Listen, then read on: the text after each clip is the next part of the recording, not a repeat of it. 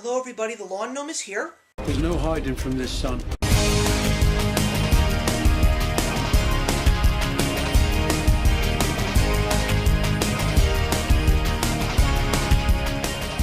So today I went to see the newest offering from Christopher Nolan, and that of course is Dunkirk, starring a large cast of famous faces including Tom Hardy, Mark Rylance, Kenneth Branagh, James D'Arcy, former One Direction star Harry Styles, and new to the scene, Fionn Whitehead.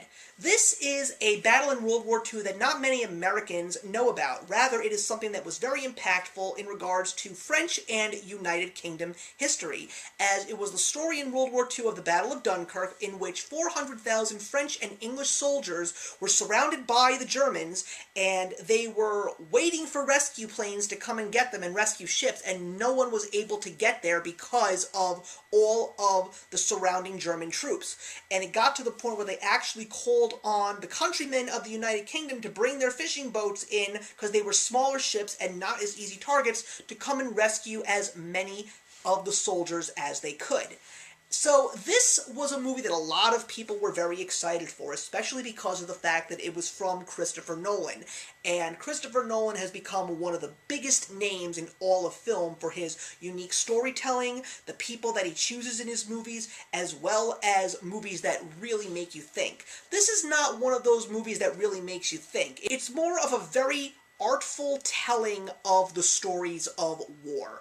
It takes place on 3 levels. There is the soldiers on the beaches of Dunkirk, and it revolves around these 2 young troops specifically that are trying to escape. It also includes some major decision-making of 2 high-ranking officers, which were played by Kenneth Branagh and James D'Arcy very well. Then there is the story that takes place in regards to the fishing boats that were coming to rescue the troops, and it revolves specifically around a father and son and his son's friend, and of course the father is played by Mark Rylance, and he to me was one of the better people in the film. There also is a story that involves a troop that they do rescue, who is played by Cillian Murphy, another famous face that shows up in a lot of Christopher Nolan movies.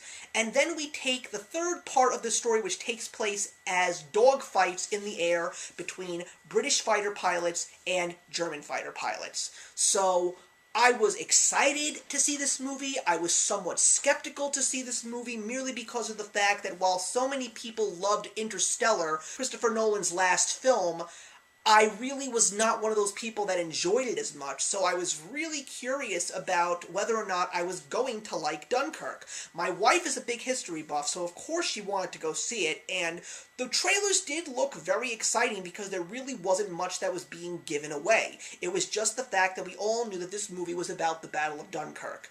So I went to see this movie, and I did enjoy it to a certain extent, but all in all, it's not one of my favorite films.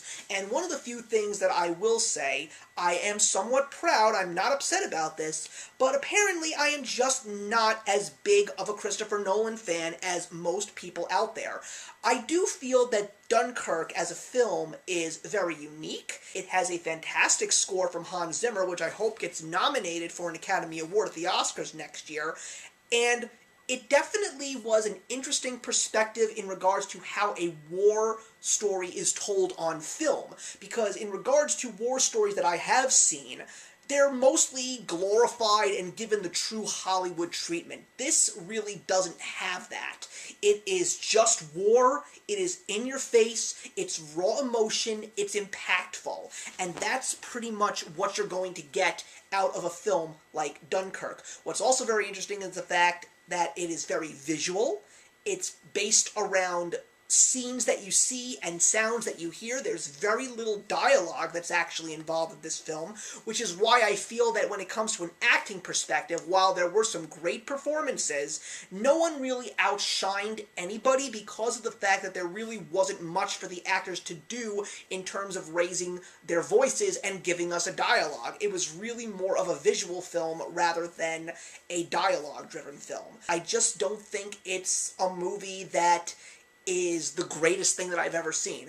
What I will say is people who are going to love this film are film students, artsy-fartsy film lovers, And I would guarantee you that almost everybody that is praising this movie, I'm pretty sure that they're all Stanley Kubrick fans. That is another director who I just did not appreciate and don't really care much for his films. But am I glad that I saw Dunkirk? Listen, it's always good to know what all the hype is about. It's always good to see a film from a prestigious director with a great cast, and of course Hans Zimmer being one of my favorite composers in film. You know, you do get somewhat of a decent package, but is it a movie that I want to see numerous times? Well, considering the fact that I have mentioned that war is not something that I do enjoy on film, I don't think that it should be glorified or given the Hollywood treatment, while Dunkirk really does not do that. I feel that when it comes to war, that should remain in the history books and the museums, because I don't feel that soldiers who went out and gave their lives for a war should be glorified in Hollywood. I feel that they should be preserved with honor, but that's just me. It's not a movie that I want to own on DVD as well. It's just not one of those movies that I can see myself just reaching off the shelf and saying, oh hey, let's go watch Dunkirk. That seems like a fun movie to watch. No, it's not a fun movie. It's an impactful film. It is raw. It is very well put together, but it's just not one of those truly great, enjoyable films for me. But I will still say that it does deserve its praise because of its uniqueness and how it stands out amongst other war films, so there's no reason why I shouldn't give this film a decent rating, and I'm going to give Dunkirk 3 stars out of 4. So thank you very much for watching, everybody. Please put your comments in the box below, and let's discuss Dunkirk, and I will see you in the next one. Hey, thank you so much for stopping by my channel today. If you're new here and want to see more of what my channel has to offer, please click on the link to my last video, or hit that subscribe button to be kept up to date with all of my uploads. Content of all sorts is posted here quite often, so trust me, you do not want to fall behind. I will see you in the comments, and actions speak louder than words.